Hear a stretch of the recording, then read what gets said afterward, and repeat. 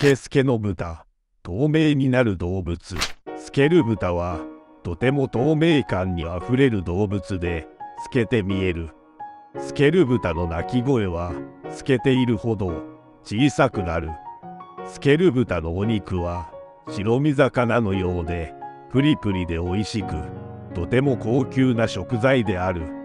スケル豚は最近の研究で牛乳を飲ませることで透明ではなくすことができることが判明した。